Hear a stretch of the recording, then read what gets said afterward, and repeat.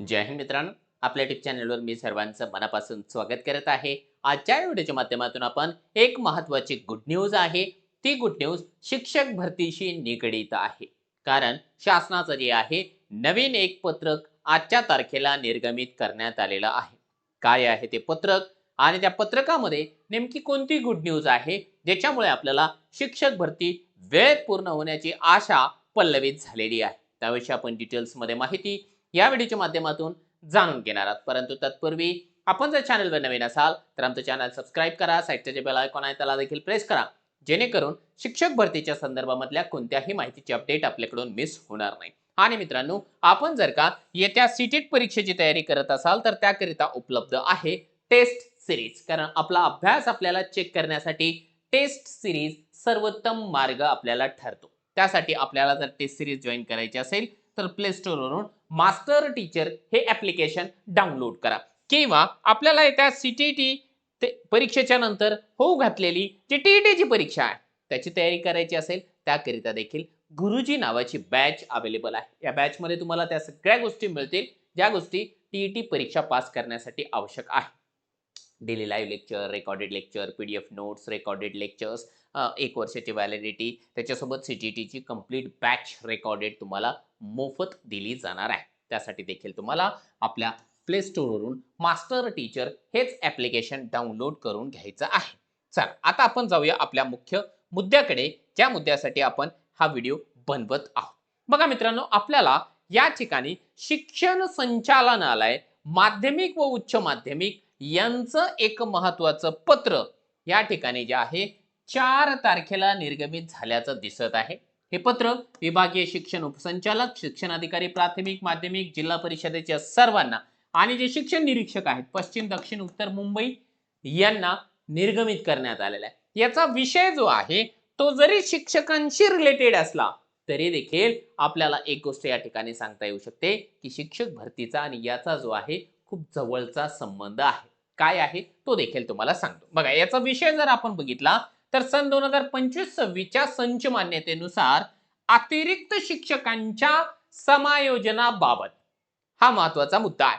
आता मित्रांनो, जर आपण या ठिकाणी याच्यापूर्वी आपले व्हिडिओज आपण फॉलो करताच आहात आणि आपल्याला सगळ्या गोष्टी ऑलरेडी मी सांगितलेल्याच आहेत की शिक्षक भरतीची इथून पुढची जी प्रक्रिया आहे ती कशी चालणार आहे. टेटची परीक्षा झाली. टेटची परीक्षा झाल्याच्या नंतर आपल्याला एक गोष्ट लक्षात आलेली आहे की आपला आता रजिस्ट्रेशन देखील कंप्लीट झालेलं आहे. आता रजिस्ट्रेशन कंप्लीट झाल्यानंतर पुढची प्रोसेस काय आहे, आपण सगळेजण प्रतीक्षा करतो आहोत जाहिरात येण्याची. पण जाहिरात कधी येईल? तर जाहिराती येण्याच्या पूर्वी काही महत्त्वाचे टप्पे प्रशासकीय लेवलला कंप्लीट होणं महत्त्वाचं आहे. हे मी तुम्हाला ऑलरेडी सांगितलेलं आहे. त्या टप्प्यामधला सर्वात महत्त्वाचा टप्पा आहे संच मान्यता. संच मान्यता जी आहे याच्यापूर्वी देखील अंतरिम संच मान्यता आली होती, त्याच्यावरती आक्षेप मागवण्यात आले होते आणि आता जे आहे अंतिम संच मान्यता येत्या 10 तारखेला होणार आहे. त्याच्यामध्ये कोणताही बदल नसेल. आता 10 तारखेला एकदा संच मान्यता झाली की संच मान्यतेमध्ये आपल्याला समजणार आहे एक्झॅक्टली महाराष्ट्रामध्ये किती पद या ठिकाणी निर्माण झालेले आहेत, कार्यरत शिक्षक किती आहे आणि रिक्त जागा किती आहे, आणि त्याच्यासोबतच एक आकडा कळणार आहे अतिरिक्त शिक्षकांचा. मग आता जर संच मान्यता झाली तर तिथून पुढची प्रक्रिया काय आहे त्याचं एक मॉड्यूल किंवा एक वेळापत्रक यांनी या ठिकाणी बनवलेलं आहे. काय आहे थोडक्यामध्ये बघूया आणि याचा मग संबंध आपल्याशी काय आहे. उपरोक्त विषयाबाबत कळवण्यात येते की शासन निर्णय जो आहे 15 मार्च 24चा, त्यामध्ये राज्यातील मान्यता प्राप्त खासगी अनुदानित, अंशतः अनुदानित स्थानिक स्वराज्य संस्थांच्या प्राथमिक, माध्यमिक, उच्च माध्यमिक आणि अध्यापक विद्यालय यामधील अतिरिक्त शिक्षक, शिक्षकेतर कर्मचारी यांच्या समायोजनाबाबत अनुसरायची सुधारित कार्यपद्धती विशद केलेली आहे. तसेच संदर्भ 2 अन्वये दिलेली स्थगिती उठवण्यात आलेली. कोर्ट मॅटर होतं ते कोर्ट मॅटर आता उठलेलं आहे. काय होईल एकदा संच मान्यता फायनलाइज झाली, समजा आपल्याला लक्षात आलं की महाराष्ट्रभरामध्ये 30,000 जागा आहेत, ठीक आहे, याची आवश्यकता आहे. मग 30,000 जागांची जाहिरात येईल का? नाही. त्याच्यापूर्वी आपल्याला बघावं लागेल हे तर रिक्त जागा आहेतच आहे, परंतु अतिरिक्त शिक्षक आहेत का? तर समजा अतिरिक्त शिक्षक 5,000 भरले. मग अगोदर काय करावं लागेल? या 30,000 जागांमध्ये 5,000 जागा आपल्याला काढून घ्याव्या लागतील अतिरिक्त शिक्षकांसाठी. त्यांचं समायोजन त्या ठिकाणी केलं जाईल. आणि उरलेले जे 25,000 आहे, मग त्या 25,000चे 80% 90% किंवा शासन जेवढी या ठिकाणी परवानगी देईल, तेवढे टक्के जागांची जाहिरात आपल्याला पाहायला मिळणार आहे. म्हणून त्यांनी या ठिकाणी जे आहे एक सूत्रबद्ध पद्धतीने एक टाइम टेबल निर्माण करून दिलेला आहे. आता हे फार मोठा फापट पसारा आहे.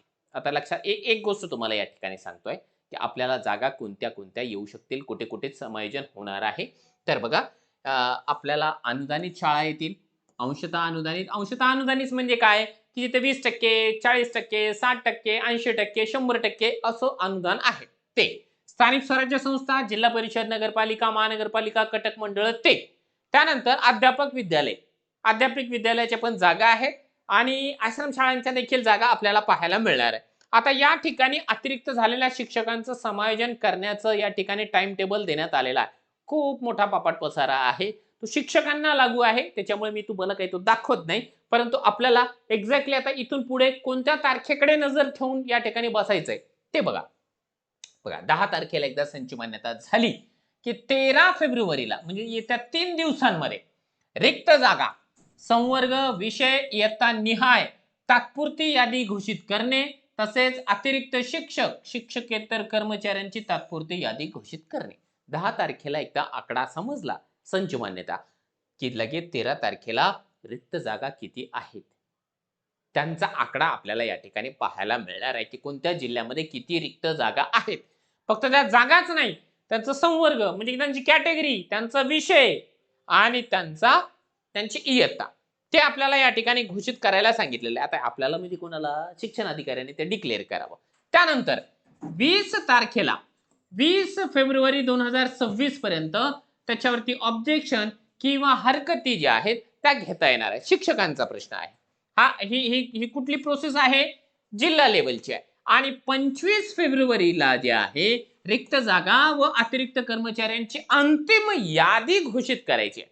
तर प्रत्येक जिल्ह्यामध्ये कोण कोण अतिरिक्त आहे, मग त्यांची सिनियरिटी वाईज त्यांची जी यादी आहे ती लावायची. त्या यादीवर एखाद्या शिक्षकाला ऑब्जेक्शन असेल की यार मी तर सिनियर आहे, मग मला वरती नंबर असायला पाहिजे, खालती नंबर असायला पाहिजे, काउन्सिलिंगसाठी ते ऑब्जेक्शन घेण्याची या ठिकाणी तारीख ही आहे आणि शेवटची तारीख ही असणार आहे. म्हणजे 25 तारखेला अंतिम यादी डिक्लेअर होणार आहे. आणि अंतिम यादी एकदा 25 तारखेला डिक्लेअर झाली की जिल्हा लेवलला जे आहे 3 मार्च 2026 ला या उमेदवारांचं नाही म्हणता येणार, शिक्षकांचं म्हणूया आपण, समायोजन होणार आहे. जिल्हा लेवलचं समायोजन जर का या ठिकाणी 3 मार्चला होत असेल, हे आपल्यासाठी गुड न्यूज आहे. प्रक्रिया खूप जलद गतीने होते आहे, लक्षात घ्या. ही प्रक्रिया खऱ्याच अर्थाने जलद गतीने होऊ शकते जर हाच टाइम टेबल फॉलो झाला तर. त्यानंतर जे शिक्षक या ठिकाणी जे आहे जिल्हा लेवलला समायोजित झाले त्यांना तर तिथं समायोजन मिळेल, परंतु जिल्हा लेवलला देखील समायोजन झाल्यानंतर काही शिक्षक अतिरिक्त ठरले तर मग त्यांचं काय करायचं? मग त्यांना जे आहे विभाग लेवलला फेकून द्यायचं. मग विभाग लेवलचं जे समायोजन आहे ते 20 तारखेला या एक मिनिट 25 तारखेला, ठीक आहे, 25 मार्च रोजी विभाग लेवलला समायोजन करायचं आहे. आणि त्याच्यानंतर तिथे जरी काही शिक्षक अतिरिक्त ठरले तर राज्य लेवलला यांना 31 मार्च 2026 ला फेकून द्यायचं. म्हणजे काय? यांचं कुठं ना कुठं तरी समायोजन करायचं. म्हणजे लक्षात घ्या, पहिल्यांदा तालुका लेवलला समायोजन होतं, तालुक्याला नाही जर का जागा असल्या, जिल्हा लेवलला, जिल्ह्यामध्ये पूर्ण जिल्ह्यामध्ये त्याला जे आहे समायोजन करायचं असतं. जिल्हा लेवलला समायोजन नाही झालं त्याला विभाग लेवलला फेकून दिलं जातं. मग पूर्ण विभागामध्ये जर 7, 8, 10 जिल्हे जेवढे असतील तेवढ्या जिल्ह्यांमध्ये समायोजन करायचं. तिथंही जागा नसेल तर मग मात्र त्यांना पूर्ण स्टेट लेवलला फेकून द्यायचं. मग तिथून ते समायोजन केलं जाईल जिथेही जागा त्यांना रिक्त असेल त्या ठिकाणी. म्हणजे फायनल समायोजन जे आहे 31 मार्च रोजी झालेलं असणार आहे. आणि 31 मार्चला एकदा समायोजनाची प्रक्रिया संपली की लगेच आपल्याला एप्रिल महिन्यामध्ये जे आहे आपली जी जाहिरात आहे ती पाहायला मिळू शकते. मॅक्झिमम चान्स आहे. आणि एप्रिलचा महिना जर का आपल्याला जाहिरातीसाठी लागत असेल तर एप्रिल, मे आणि जून म्हणजे जवळपास 2.5 महिन्यांचा कालावधी आपल्याला मिळतो नवीन शैक्षणिक सत्र सुरुवात व्हायला आणि या 2.5 महिन्याच्या कालावधीमध्ये आपण जाहिरात बघणे, त्याला प्रिफरन्सेस देणे, त्याला लॉक करणे आणि निवड यादी डिक्लेअर करणे यासाठी 2-2.5 महिन्यांचा कालावधी सफिशियंट आहे. म्हणजे आपण एक्सपेक्ट करू शकतो की हा जर का टाइम टेबल फॉलो झाला तर येत्या जून महिन्यामध्ये आपल्याला जी काही पहिली यादी लागेल विदाउट इंटरव्ह्यूची फर्स्ट फेज असेल, त्या फेज मधल्या उमेदवारांना जून महिना आनंदाचा ठरू शकतो. फक्त एवढंच आहे की हा जो टाइम टेबल आहे तो ॲज इट इज फॉलो व्हायला पाहिजे. याच्यामध्ये एखादी कोर्ट केस म्हणा किंवा एखादी दुसरी भानगड या ठिकाणी नव्याने क्रिएट होऊ नये. खऱ्या अर्थाने ही गुड न्यूज आहे आणि याच्यापूर्वी देखील मी ऑलरेडी तुम्हाला सांगितलं होतं 31 मार्च पर्यंत काहीच होणार नाहीये. त्याच्यानंतरच सगळी प्रक्रिया आपल्या शिक्षक भरतीची सुरू होईल. पण त्याच्यावर ते आता जे आहे ऑथेंटिक अशा प्रकारचं शिक्कामोर्तब देखील झालेलं आहे. हे तुम्हाला दिसत असेल महेश पालकर सर जे शिक्षण संचालक आहे त्यांच्या स्वाक्षरीनिशी आजच्या तारखेला ही जी यादी आहे किंवा हे जे टाइम टेबल आहे ते डिक्लेअर करण्यात आलेलं आहे. चला मला असं वाटतं की बऱ्यापैकी आपल्याला जी माहिती हवी होती किंवा जी काही गुड न्यूज होती ती समजून गेलेली असणार आहे. त्याच्यामुळे अजून आपल्याला जवळपास फेब्रुवारीचा हा महिना आणि मार्चचा पूर्ण महिना वेट अँड वॉचच करावा लागणार आहे. आपल्याला नेमकं आणखी काही समस्या असेल, काही डाऊट्स असेल भरती संदर्भामध्ये व्हिडिओच्या खाली कमेंट बॉक्समध्ये कमेंट करू शकता.